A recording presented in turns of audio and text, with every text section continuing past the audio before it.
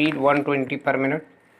Etawah Lucknow highway पर हुए एक भयानक हादसे में करीब 25 मजदूरों की मौत ने जैसे तैसे घर लौट रहे कामगारों की दयनीय दशा की ओर फिर से देश का ध्यान केंद्रित किया है।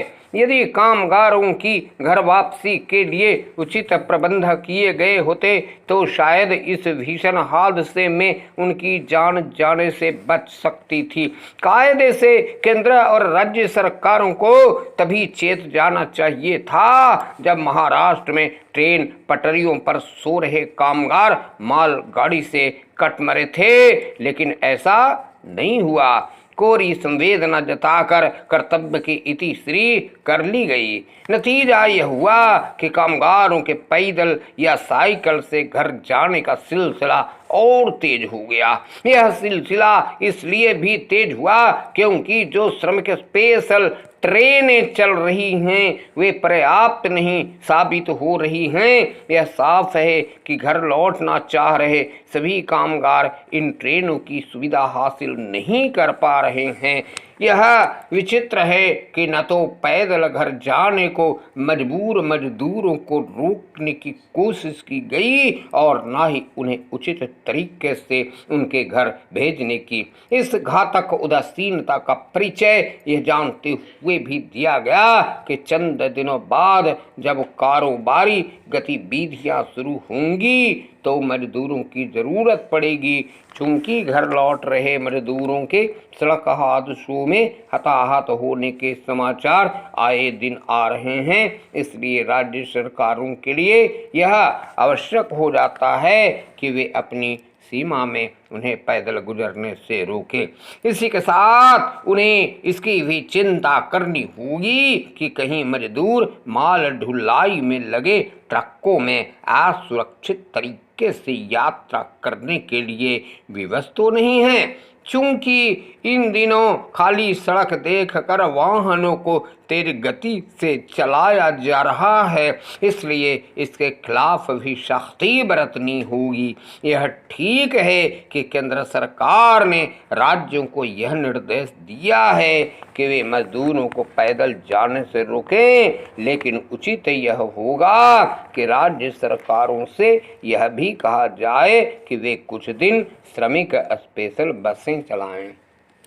समझना कठिन है कि राज्य सरकारें श्रमिक स्पेशल बसों का संचालन क्यों नहीं कर सकती। ये बसें इस तरह चलाई जानी चाहिए जिससे मजदूरों को राज्य विशेष की सीमा पार करने में आसानी हो। लॉकडाउन के चौथे चरण की रूपरेखा बनाने से पहले यह सुनिश्चित किया ही जाना चाहिए कि हताश निराश मजदूर सुरक्षित और सम्मानजनक तरीके से अपने घर लौटे। यह तभी संभव होगा जब राज्य सरकारें एक दूसरे के साथ तालमेल करेंगी।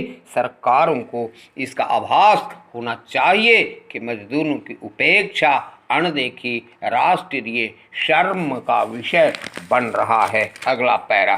कोरोना के कारण उत्पन्न परिस्थितियों और चुनौतियों में एक नए अवसर की संभावना जन्म ले रही है जिसका लाभ बिहार भी उठा सकता है।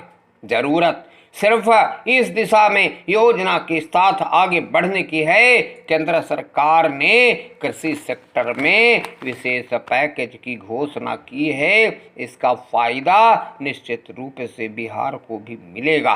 अच्छी बात यह है कि बिहार सरकार इस दिशा में पहले से काम कर रही है। देश की हर थाली में एक बिहारी व्यंजन मुख्यमंत्री नीतीश कुमार की महत्वाकांक्षी परिकल्पना रही है, जिसे आगे बढ़ाने को योजनाएं भी बनाई गईं और बहुत हद तक इसे कार्यान्वित भी किया गया है।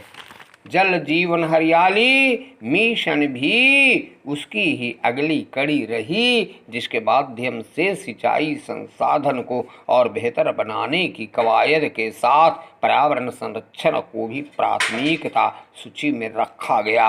अब जबकि केंद्र ने कोरोना के कारण मंद हो चुकी व्यापारिक और औद्योगिक गतिविधियों को आगे बढ़ाने की कवायद में लोकल उत्पादों को प्रोत्साहित करने की रणनीति बनाई है, तो बिहार के लिए इसमें पर्याप्त अवसर की गुंजाइश दिख रही है। बिहार के लिए अहम पक्ष यह कि यहाँ की मिट्टी और जलवायु भी इसी अनुरूप है। कृषि आधारित अर्थव्यवस्था है और मानव संसाधन की भी कमी नहीं। कृषि आधारित उत्पादों को ज़्यादा से ज़्यादा विकसित कर इसके लिए समुचित बाजार की तलाश कर ली जाए तो आर्थिक समृद्धि के साथ साथ रोजगार के भी बेहतरीन अवसर उपलब्ध हो सकेंगे।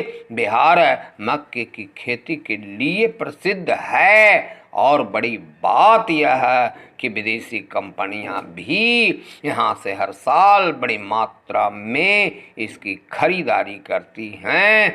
इसी तरह सीमांचल में मखाना की खेती प्रचुर मात्रा में की जाती है। केंद्रीय वित्त मंत्री निर्मला सीतारमण ने मखाना को ग्लोबल ब्रांड बनाने की बात कही है। यही उपयुक्त समय है जब इसका लाभ उठाया जाए। इससे बने उत्पादों को ग्लोबल मार्केटिंग राज्य की अर्थव्यवस्था बढ़ाने में सहायक सिद्ध हो सकती है।